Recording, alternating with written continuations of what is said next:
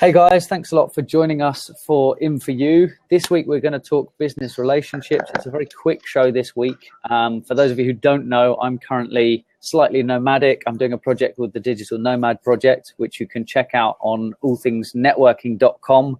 In the menu bar, there's a drop down that explains what I'm doing and why I've gone on the road for 3 months with the digital media business, trying to impact the lives of those less fortunate. As always, I'm here with lovely Christy, and Stephen's hanging in the sidelines at the moment. And today we've got Leanne in because we're going to be talking about business relationships and how to build really good relationships and talking across different platforms. So I'm actually going to concentrate on a couple of new platforms that we don't normally talk about in this show. And obviously I'm going to pull Leanne in to talk on LinkedIn. And Christy is a community manager, so she's fantastic with building business relationships. So we're going to get lots of different inputs here. And if you've got any questions, guys, on the sides here at Blab, please do ask them, and we'll try to get through them as quickly as possible. Bear in mind that it is a 20 to 25-minute show today, and I will be dropping links in the side on the chat here. And if you're watching on the replay anywhere else, they'll all be below the videos. So I'm gonna ask Christy. I'm gonna put Christy on the spot today. Like, don't give her the heads up. Get her in on the show, and then get her on camera, which is not always every week. But yeah, let's talk business relationships, and let's talk about how, because I know that yours came from things you do online, like your current position. So I think you're still muted though. Yep, so, that would be. So yeah, I think that your position came from like a relationship you built online, didn't it? So tell us a little bit about that. I mean, honestly, it was. This is for me, my personal take on it. It came from building relationships first. It wasn't about business. It wasn't about how can I get ahead? How can I monetize? How can I, get my game to the next level? It was about getting to know people, finding out what are people doing, what are they doing well, what could I learn from them. It wasn't about what could I give so much as what could I learn, what could I use to grow me and try to help me figure out what it is I want to do. And honestly, just coming out of those relationships, because that's originally what I went to live streaming for, was to figure out how I wanted to take my business. But I started with building friendships. Yeah. It was just getting to know people, getting to know what they're passionate about, what they're into, and then figuring out, based on what their businesses are, what kind of tools they use, and how they partner with people, that kind of thing. So yeah. Cool. Well, if we're going to talk about building relationships and connecting with people, Leanne's probably one of the best people to have in on a seat. How many connections is it now on LinkedIn, Leanne? It's over 28,000. Wow. So with that, like, how did you intend to go and get this really big network, or how did it happen? Look, I didn't. I've been on LinkedIn since 2007, and just not used it a huge amount. It would have been 2012, 2013, and it was actually just really part of my learning. Everything that I learn, I put into practice, in some way or another. And so I just started, and I made a conscious decision to connect with anyone that wanted to, that sent me a connection request. And because, in all parts of my world, I never discount a connection, and so I'm very good at actually putting pieces of the puzzle together for people and things. So it was a conscious decision that I made to actually build a network. And it just really grew exponentially. And I think that, the main thing for me has been, especially with my LinkedIn network, is being able to make connections for other people. So, I'll be talking to someone and my mind will just constantly be thinking, now, who do I know that, and I'll be listening to what either their issues or their problems or who could actually help them. And so that's the way that, and then I'll be thinking, oh, hang on, I know someone that knows. So that's really what my network has been about. But also I'm very good at actually building relationships with people. And I think I don't know whether it's just, naturally who I am, but it's something that I've always been able to do. It's just been the way I naturally am. So, yeah, that's for me, the relationships are really important. And it's just being yourself. And, at the end of the day, some people are going to like you and some people aren't. And that's the world we live in. Yeah, for sure. Hey, Stephen, how you doing? Hey, Steve. I'm going to throw a slightly different question to you and ask you. Before you do, I'm going to pop out because Samantha actually says she's got a great story from this week. Yeah. Okay. Oh, yeah. No worries. Sure? Oh, Samantha, come on. All right. Thank you. Okay, she's going to. Stephen, so talking about building connections and building relationships, where's your favorite place right now to do that with the online digital space? Twitter. Yeah. In one word, Twitter. He's not vying for that bigger space on Twitter for words. He's keeping it short. Yeah, no, I will say this. Had a little trouble with the app. I could the Blab app. I could open it on my desktop, but on iOS, on the beta, it was the voices. Everyone's voices were really slow, and on the regular app, you all sounded like chipmunks. Wow. So I was restarting and trying to get in there, but I couldn't get this to work. So yeah. So I apologize for my tardiness. That's okay. No worries at all. I was I was kind of hectic and dashing because I had to. Because of this project, I'm parked like 6K out of the city and having to walk into the city. So I was like very conscious to make sure I rushed across the bridge this morning to get into the city. Yeah, I was there, Bob. Hey, Sam. Hi. Hey, Sam. Hi, everyone. Oh, How are you doing? PJs. I'm in my PJs. Well, that was kind of a nice segue. Stephen talking Twitter and then you joining us. So I hear you've got a story for us about this I do. week. Quick story. So go. Story, and I will hop out again. I had a Skype call with Twitter themselves, the mothership, last week. And I was just saying, oh, hi, Niall, just yapping away. And he goes, oh, yeah, well, I've actually heard all about you. And I was like, oh, I said, how? And he goes, well, my dad follows you on Twitter. I was like, your dad? I was like, who's your dad? So I looked up the guy, and he has 200 followers, and he lives in Cork in the south of Ireland. He likes football and blah, blah. Anyway, I was like going, and I was following him. So obviously I'd engage with him at some point. And he had been telling his son, who works in Twitter, about this girl called Tweeting Goddess, blah, blah, blah, blah. Oh, my God, you just don't know who you're talking to. Like, I had no idea that man, his son worked in Twitter. You just don't know. Yeah. There you go. That's my... that's a really, really, really good example. I mean, for me, with doing this project where I'm on the road for 3 months and it's put me completely out of my comfort zone because I have to ask people for stuff that you wouldn't normally go and ask for. And talking relationships, yesterday I picked up a surfboard. A couple of travelers that were leaving the country happened to be parked in the car park where I was, doing my cooking. Crossed paths, just said hi. Hi turned into a conversation. Conversation turned into come explain to my mate this thing you're doing because it sounds cool and he'd be interested. And then, oh, by the way, we've got some surfboards. Do you want one? And a wetsuit. Oh. So I got all of that yesterday. So amazing. It's brilliant. The next brilliant. thing Well, I'll hop out. Surf lesson. Yeah, you'll have to learn. You'll have to come to Ireland to learn that as well. Well, no, you live in Australia. Yeah. You don't need to come to Ireland. It's nice and warm over there. Okay, I'll hop out and let someone else in. Bye. Cool. Thanks, Sam. Thanks. So I know that. Tris, can I just answer a question? There was just a question that someone's with 28,000 connections. How and I can't actually. I'm not sure what the questions are doing at the moment, even on the side. Like I can't see all of the question. So so sorry, but so how many do I actually network with on a regular basis? Look, clearly I don't know personally 28,000 people that I'm connected to.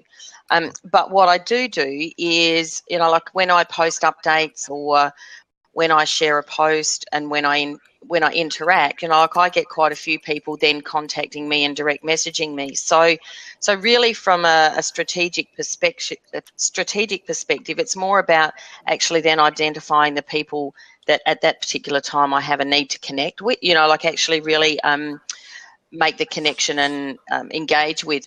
I must admit, Stephen, I'm a little bit the same as far as from a Twitter perspective. I've been engaging more with people on Twitter. So, coming from LinkedIn to Twitter and vice versa. So at the moment, I'm really using both of them in probably tandem and tending to interact more on Twitter. Yeah. So a platform that hasn't really been brought to this show yet, but obviously is a hot topic right now, is Snapchat. And obviously when I was explaining to these guys about the story being documented through Snapchat and Periscope, kind of relationship building and things like that, I, in the space of 24 hours, introduced someone brand new to Periscope. It was one of the security guards that's on the Sydney Harbour Bridge, because I was obviously broadcasting walking across the bridge, and I actually had just finished and stopped and explained what I was doing, and he said, "Oh, that sounds like an amazing idea, amazing app," and was definitely going to download it when he got home. And then obviously explaining to these guys in the car park about the whole project. It's been great, but for me, actually, the relationship building side is, I'm actually, if you're following the story, basically I got half a bike from the side of the road where people throw things out, and I asked the community, should we fix this bike? And everybody said yes, and so we took it.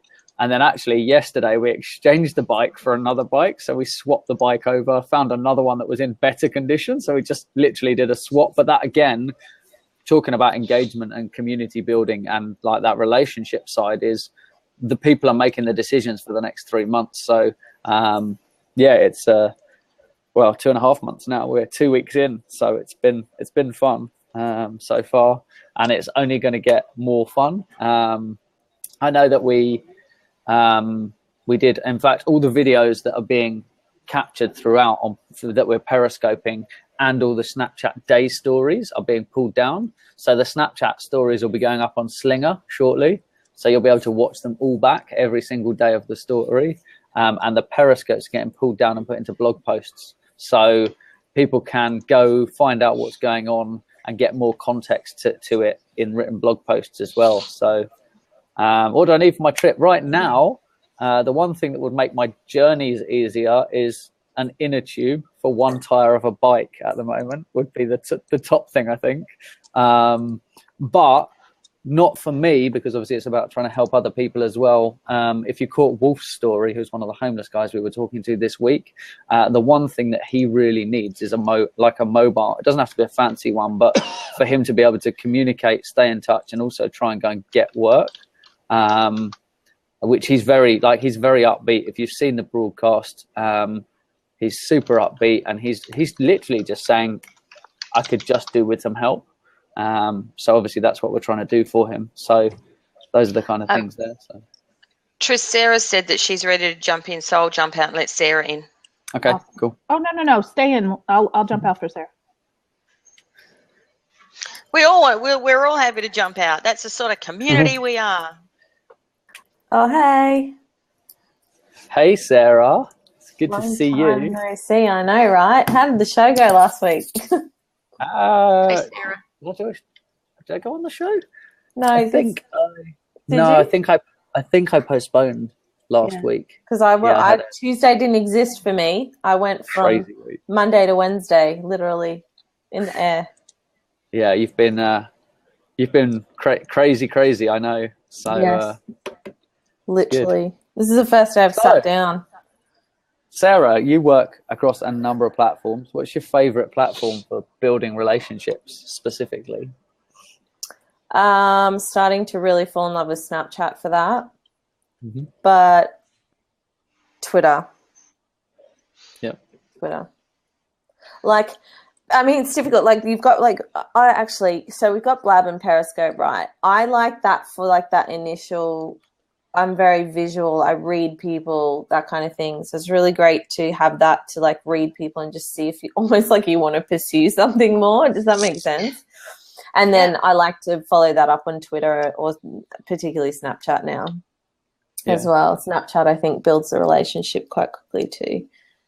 Anything visual is going to build the relationship faster. I just have to say, how amazing is this? Somebody just offered to donate an iPhone to the project live on Blab. Wow. So Rebecca Flint just offered an iPhone because this guy needs a phone. Like this homeless guy that we met this week needs a phone. And actually, so if anyone needs proof of being on Snapchat, this homeless guy is on Snapchat. He's telling his story on Snapchat. That's cool. Yeah. So once we've got him a phone, I'm going to make sure that people connect with him and he can carry on telling his story when I'm not there as well. So that's going to be cool. And I'm going to try and pitch for getting some sort of contract, like a pay-as-you-go thing. So it's got some data for him to use as well, so that people can watch and follow along, which is super cool. Yeah.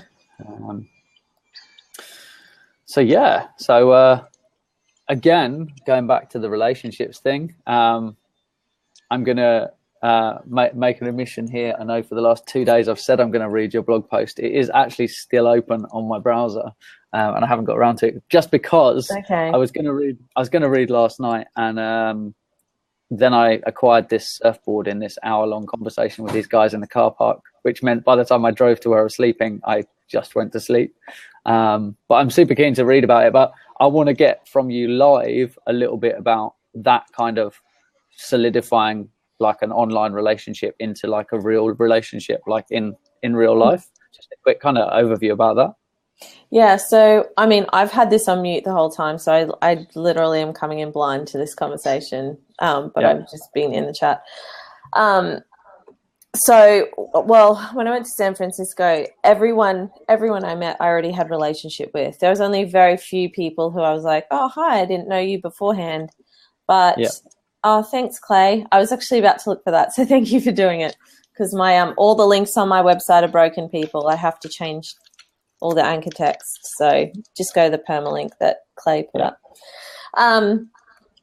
So it was interesting because it was like fully heightened. Like I met Clay at the airport and I was so nervous, so much adrenaline, so ridiculous, like sweating, just being just genuinely gross.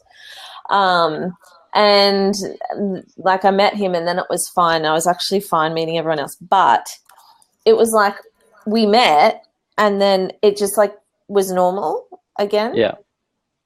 And like there is nothing, I've never been like that with anyone ever. And that's just because I've not had access to live streaming until, this year. Well, not really being privy to it until this year. So it was a really interesting dynamic because I think it helped us deepen our relationships really, really, really, really quickly.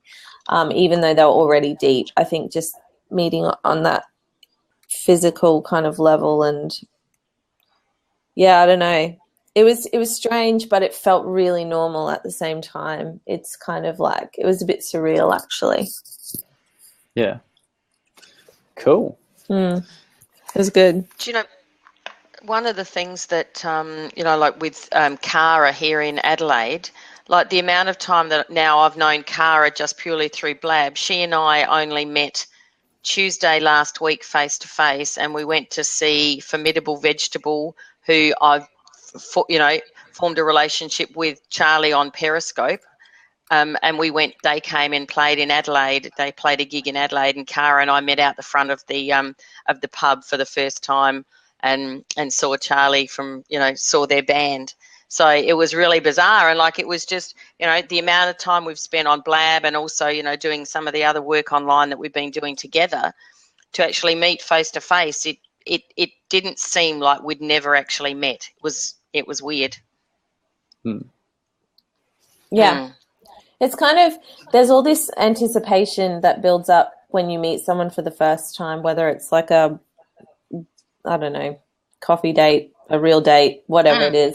It's like, oh my gosh, are we even going to be able to speak? But it's like there's this weird thing where it's like, oh, I already know we're going to be able to speak because we've done it so many times before, and now we're just in person, and it's just like, it's actually a really incredible feeling. It just takes all the pressure off meeting someone for the first time. Even though I was like super nervous to meet Clay and stuff, I think, I was in a foreign country and you know, what if he looked different and I didn't recognize him, and like all these stupid things that weren't actually going to happen.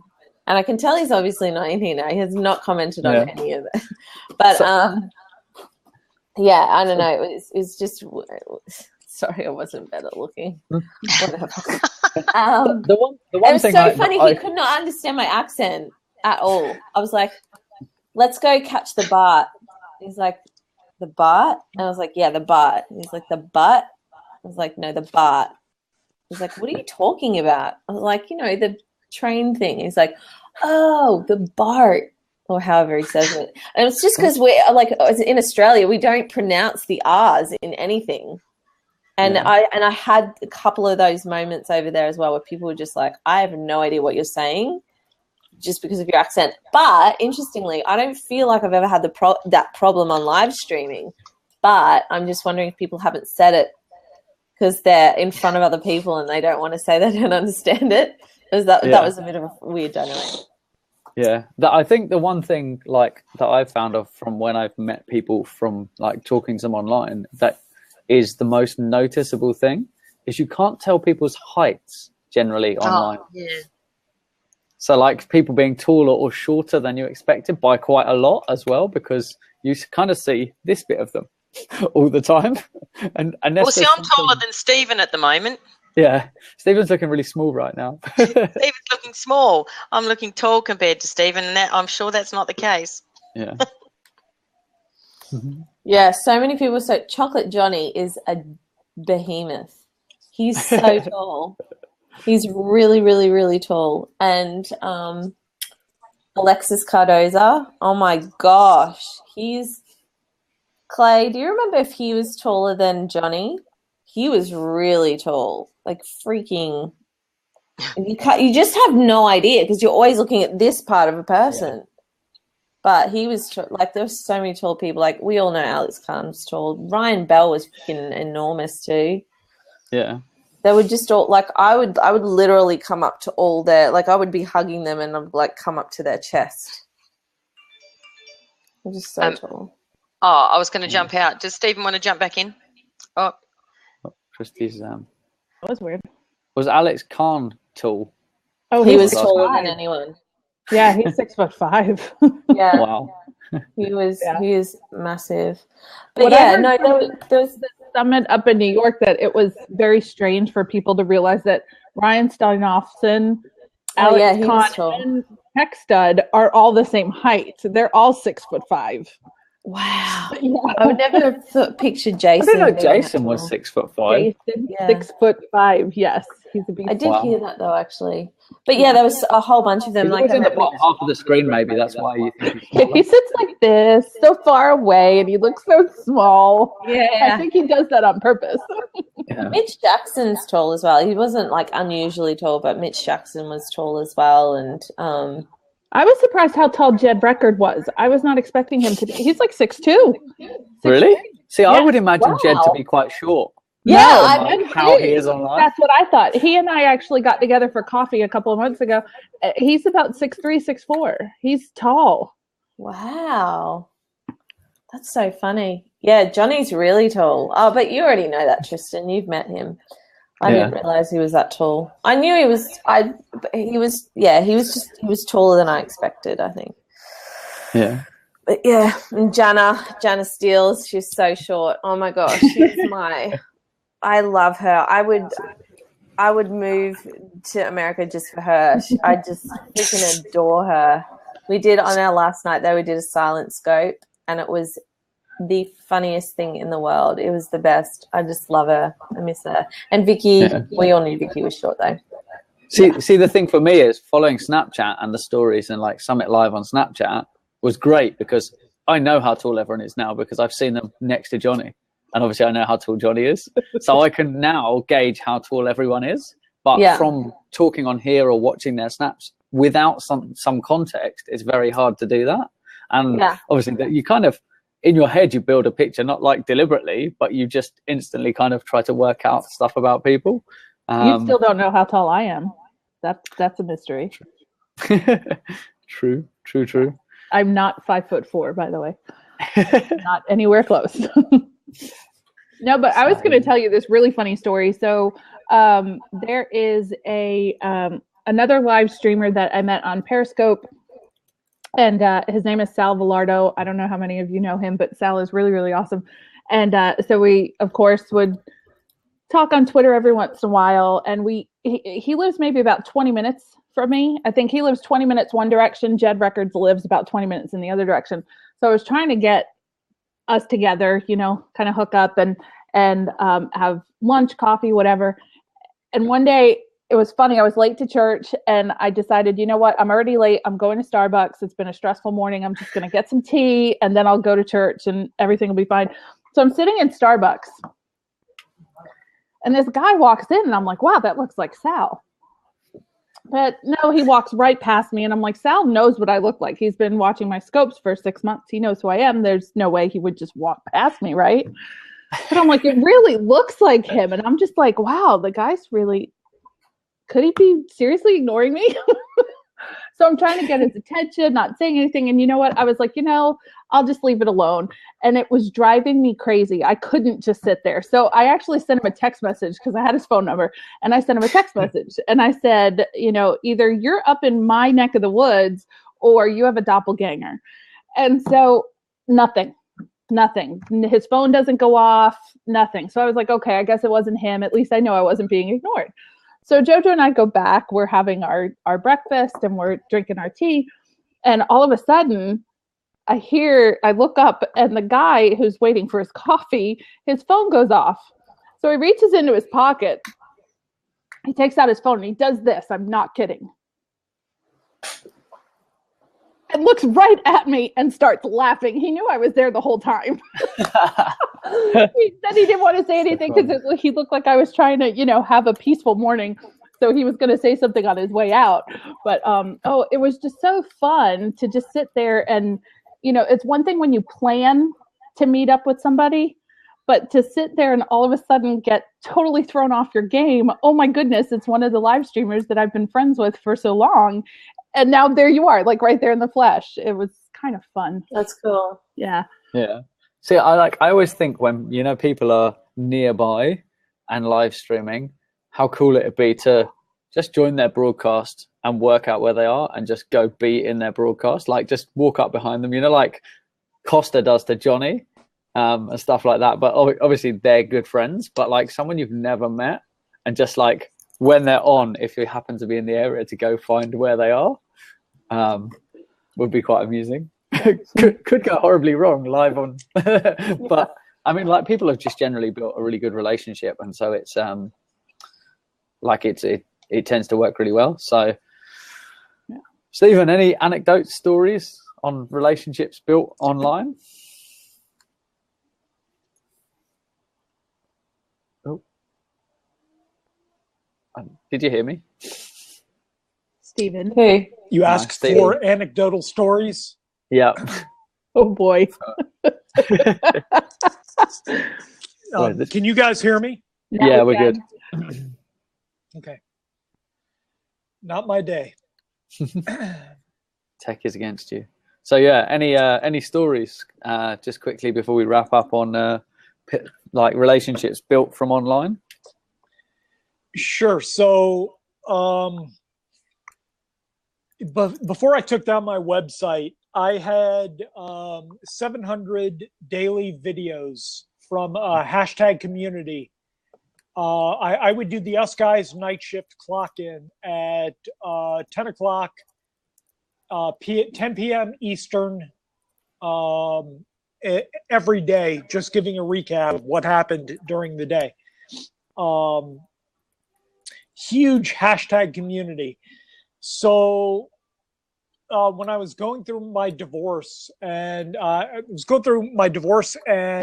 identity theft recovery at the same time, just taking a wallop, someone from that community flew out of Arizona to Minnesota, knocked on my door and slapped me in the face and demanded that I pull things together. Which was a remarkable act on behalf of the community. So I guess they all collected money and sent her to beat the crap out of me and take care of some odds and ends. So anecdotally, there's real value being conveyed via the interwebs. Video, I think, being the strongest value set. Live being even better. Brian Fanzo has it right. The moment you meet, you go in for the hug. You don't even bother with you get the handshake, and then it's immediately a hug. Because things become so personal that you know each other. You've gotten the introduction out of the way. You know if you like each other, and you go in for the hug with those that you've connected with. I think that's remarkable. It sets apart our age from the generation before us, and has really created momentum for the next generation. What they're now calling, you've got the millennials, then you've got the founders, and the founders are the buzz phrase for the generation that came after the millennials, and you'll start to hear more of that term. This might be the inaugural introduction for many of you to that term. I drove to Melbourne for Chris Martin's birthday, a 9-hour one-way drive. Met him on Blab. There you go. I mean that kind of tells you what's taking place. There is in real life, and in real life call to action from our behavior on live streaming. People are taking action based on what they're seeing strangers do in this space. It's really remarkable. The negative side is that this is really a huge advantage for the seasoned con artists, and Chris Brogan and Julian wrote a book called Trust Agents, going back many years. This was the Bible for many of us years ago for social media. Trust Agent. Yeah. Gaining people's trust is the first thing.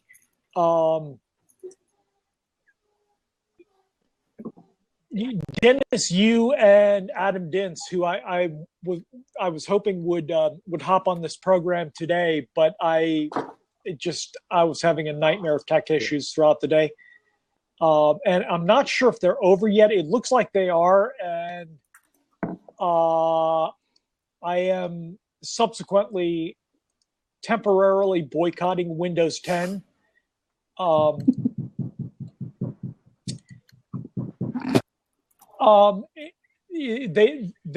will not associate with anyone that doesn't focus on conversions.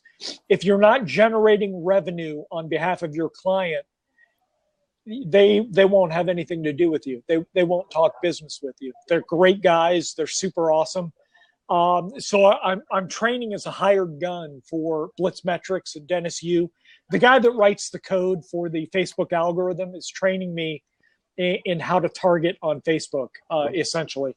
So super excited about working with that team, because they're the guys that make the rules, and it'll be nice to be current with every change and how to work with it.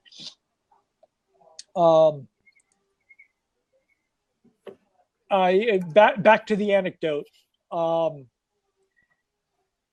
Anything you do online on behalf of someone else has value. Anything you try to take online is a permanent debt.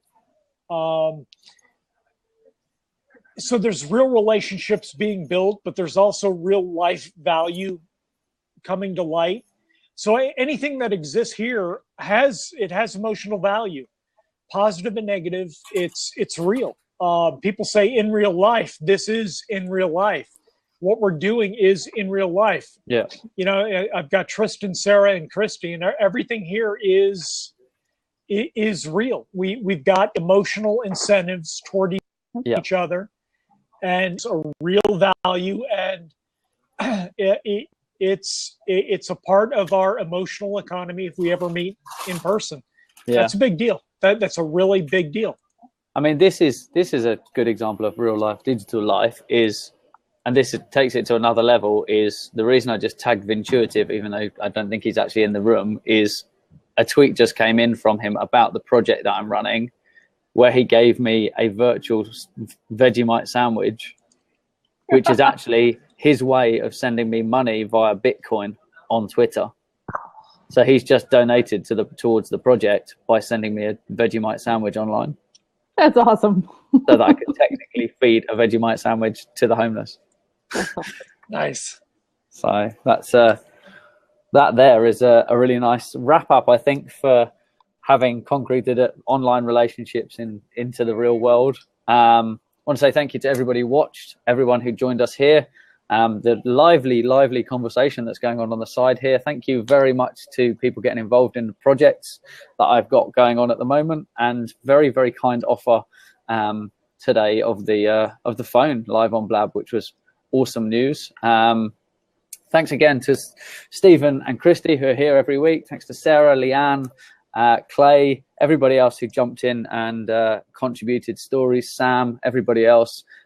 It'll be back to normal business Q&A style, and helping someone in the hot seat if someone wants to take the hot seat next week. Make sure you use the hashtag #INFOYOU, that's IN4YOU over on Twitter. Reach out to myself, Christy, or Stephen, and let us know you'd like to be on the show, and we'll see how we can help you at the same time next week. Thanks for tuning in, guys. Thank you.